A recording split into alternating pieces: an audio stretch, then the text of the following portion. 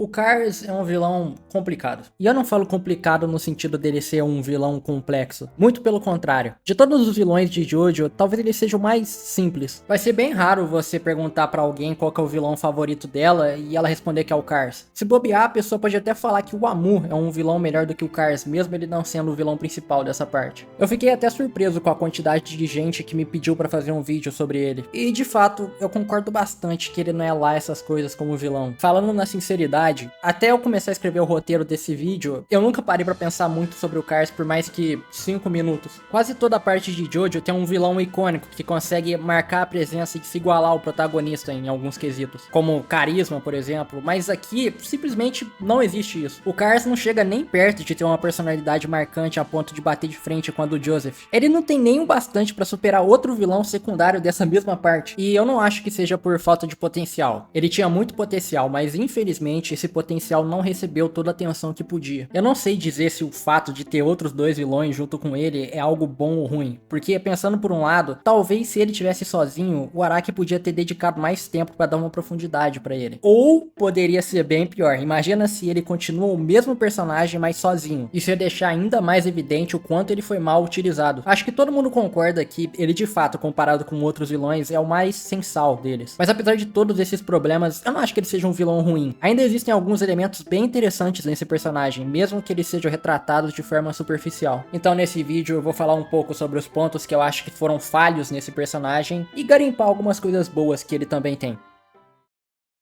Cars nasceu há 102 mil anos atrás, fazendo parte de uma raça chamada Pillarmen. No caso, na época que eu tô citando, eles não se chamavam Pillarmen, esse foi um nome dado depois, mas vocês entenderam o que eu tô falando. Seres extremamente poderosos, super inteligentes e com uma fisiologia complexa, conseguindo moldar o corpo à forma que quiser. Imunes a doenças e ao envelhecimento e com uma regeneração quase instantânea, isso faz eles quase imortais, o que torna a reprodução deles bem rara. Só que, mesmo com essa mamata toda, eles ainda tinham uma fraqueza, a luz do sol, e surpreendentemente, eles estavam de bem com isso. Eles reconheciam essa limitação, mas não era algo que afetava de forma absurda a vida deles. E por muito tempo eles viveram em paz assim. Até um certo dia em que um certo indivíduo com uma certa ambição gigantesca nasceu. Cars era alguém muito inteligente até mesmo para os padrões da sociedade dos Pillarmen, o que fez ele questionar suas próprias limitações naturais. Diferente dos seus semelhantes, Cars não suporta a ideia de que ele, alguém que se destaca até entre aqueles da sua própria espécie, no fim do dia é só mais uma criatura igual qualquer outra na natureza, com suas características únicas e suas fraquezas. Esse descontentamento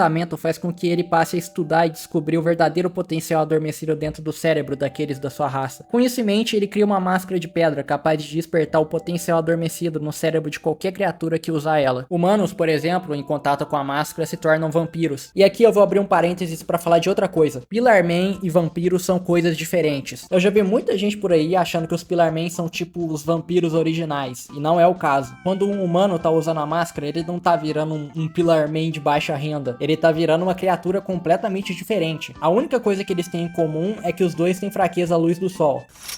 Isso sem contar que os Pillarmen são os predadores naturais dos vampiros, então não tem como ser a mesma criatura. Com isso estabelecido, vamos continuar. Eventualmente, a sua própria raça se volta contra ele, já que no processo de se tornar um ser superior, seria necessário absorver a essência vital de outros seres vivos com uma frequência muito maior do que normalmente. E isso em algum momento causaria a extinção de todos os seres vivos no planeta. E se deparando com essa situação, o Cars simplesmente mata todo mundo da própria raça sozinho. Ok, que a raça dele não era lá muito grande, eles não se reproduziam com frequência, mas isso não tira o peso do cara ter literalmente extinto a própria raça porque tava a fim de pegar um bronzeado. E eu acho de fuder como o Araki simplesmente joga na história que ele matou todo mundo, incluindo os próprios pais, ele especifica esse detalhe, e isso é mostrado em alguns minutos só como uma justificativa rápida do porquê o Cars faz o que faz. Fica até meio caricato, sabe? E não caricato de um jeito bom. Imagina como seria foda se a gente tivesse visto mais do Cars junto da própria raça, vendo ele crescendo nessa sociedade e tomando como objetivo de vida superar os próprios limites sem deixar ninguém ficar no caminho dele, até chegar no ponto de que ele é obrigado a lutar contra as próprias pessoas que ele supostamente queria ajudar a se tornar um ser superior junto com ele. Sério, eu acho que se esse conceito tivesse sido melhor abordado, ele poderia se tornar um dos melhores vilões de Jojo. Mas infelizmente tudo isso é apresentado em tipo uns 2 minutos e meio.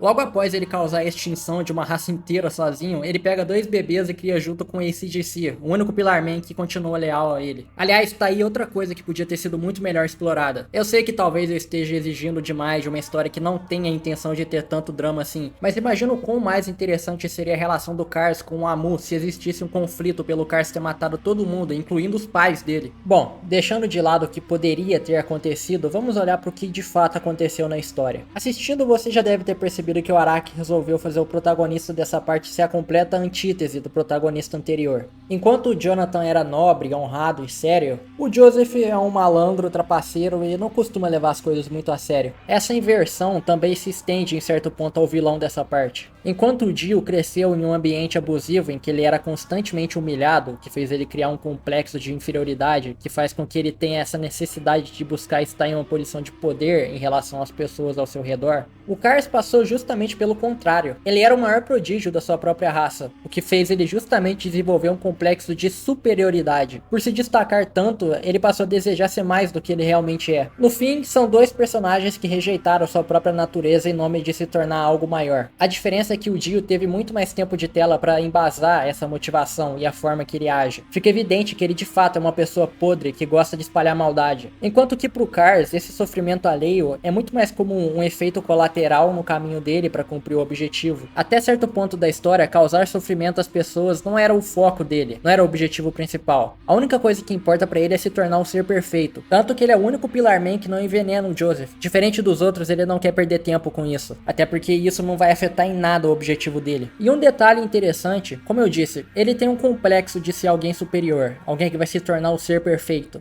Mas ele tem total ciência de que na circunstância atual, ele não é diferente de qualquer outra criatura no planeta. E é por isso que naquela cena, ele salva o cachorrinho de ser atropelado por um carro. Para ele é uma blasfêmia uma máquina criada por humanos tirar a vida de uma criatura semelhante a ele. Ou naquela cena que ele vira uma bola de pinball para não cair em cima de uma flor.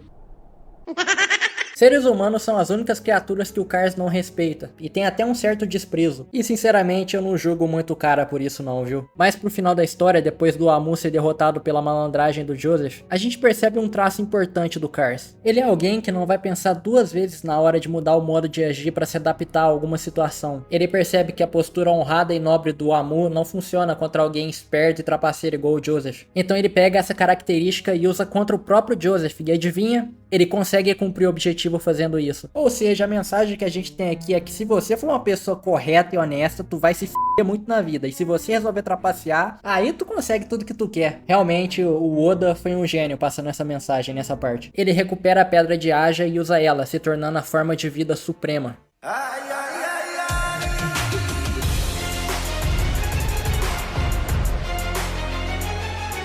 Aqui é o ponto de virada para esse personagem. A gente não tá mais vendo ele obcecado em cumprir um objetivo. A gente tá vendo ele agindo de forma livre depois de conseguir o que queria. Nós estamos vendo pela primeira vez a verdadeira natureza do Cars. A primeira coisa que ele faz após se transformar na forma de vida suprema é criar um esquilo e fazer ele matar outro esquilo inocente. Sim, eu tô falando do mesmo cara que salvou um cachorrinho. A esse ponto não existe mais aquela noção de igualdade entre ele e outros seres vivos. Ele tá muito acima disso tudo. Daqui em diante nós vemos o Cars como ele realmente é, alguém vingativo e completamente sádico que passou a vida toda encobrindo esse lado com o ideal de se tornar um ser perfeito. Ele podia ter voado pra longe depois de conseguir os poderes, ele é literalmente imortal, ele não precisava dar atenção pra todo mundo que tava ali. Eles não podem fazer nada contra ele de qualquer forma, mas ele faz questão de matar o Joseph. Curioso que como durante a jornada toda pra encontrar a pedra, o Cars age com total indiferença e frieza, mas logo depois de conseguir o que ele queria, ele se torna exatamente o oposto do que ele era. O Cars não é muito diferente daquela pessoa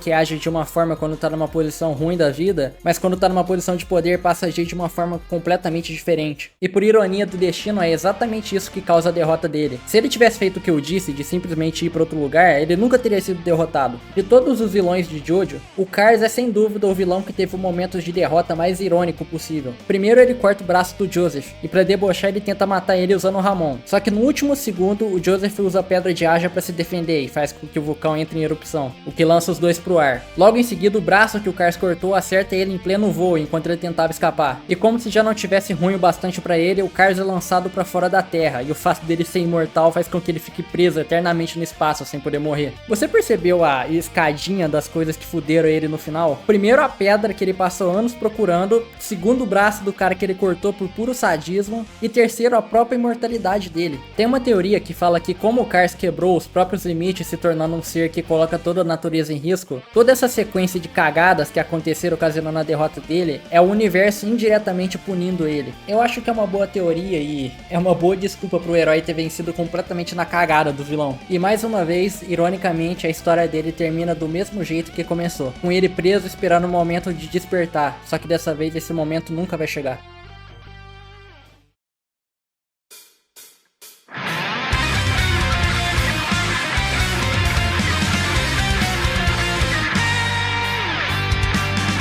No fim, depois de tudo que eu falei, se você me perguntar se o Cars é um vilão ruim, eu vou estar mentindo se eu disser que sim. Ele genuinamente se torna um ótimo vilão que captura toda a atenção de quem tá assistindo. O problema é que isso acontece significativamente nos últimos momentos, antes dessa parte acabar. Fica uma sensação de que faltou alguma coisa. Seria ótimo se ele tivesse mais momentos iguais àquele que ele salva o cachorro e logo em seguida luta com o Stromheim. Nesses momentos ele brilha e você vê que o problema não é o personagem em si, o problema é como ele é mal utilizado. Ele é visualmente marcante, tudo bem que todo personagem de Jojo mas porra, é um cara bombado, cabeludo, gigante, seminu. Isso é um visual que fica marcado na sua mente. Ele também tem uma aura ameaçadora fortíssima. Toda cena com os Pillar Man tem esse senso de perigo extremo, que poucas vezes os vilões que vieram depois conseguiram replicar. Além de que ele tem uma importância gigantesca no universo de Jojo, já que se não fossem as ações dele, nada do que a gente vê na história aconteceria. Se não tivesse Cars, não existiria a Máscara de Pedra, não teria acontecido aquele acidente da carruagem, a vida do Jonathan não seria destruída pelo Dio, a história não ia continuar cheia de bizarrice acontecendo e eu não ia estar aqui às 2 da madrugada editando um vídeo desse anime de boiola. E você não estaria aqui assistindo esse vídeo. Viu só como o Cars é importante pra história? Então não, o Cars não é um vilão ruim. E por causa do subaproveitamento dele, infelizmente ele também não é um vilão bom igual os outros. Eu diria que ele é um vilão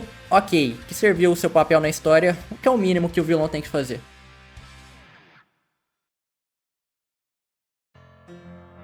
Bom, lembrando que tudo isso que eu falei é apenas a minha opinião e eu não sou dono da verdade, então se você discorda, fique à vontade pra comentar. Eu vou ficar bem surpreso se aparecer alguém aqui defendendo o Cars com unhas e dentes, mas também não é como se eu tivesse falado mal dele nesse vídeo, eu apenas expliquei o que na minha visão é o problema dele nessa parte. Enquanto eu tava fazendo esse vídeo, eu pensei várias vezes em parar, jogar tudo que eu tinha editado fora e refazer o vídeo falando dos 3 personagens de uma vez. Mas eu deixei essa ideia pra lá porque toda vez que alguém falava do Cars nos comentários dos outros vídeos, era especificamente do Cars. Quando a gente tá falando de vilões principais de Jojo, ninguém fala do Amu e do AC/DC, é sempre o Cars. Ah, e uma pequena correção, eu falei mais cedo quando eu tava explicando a origem dele, que ele matou sozinho todo mundo.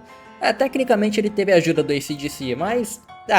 a gente conta isso, sério? Eu acho que fica mais legal se a gente tomar como o Cars matou todo mundo sozinho. Combina mais com o personagem. Então, no fim é isso. Eu acho que é um vilão que tinha muito potencial, mas infelizmente não saiu do jeito que poderia ter saído. Comenta aí o que você acha do Cars. E, por gentileza, se inscreve no canal e deixa o like. Até o próximo vídeo.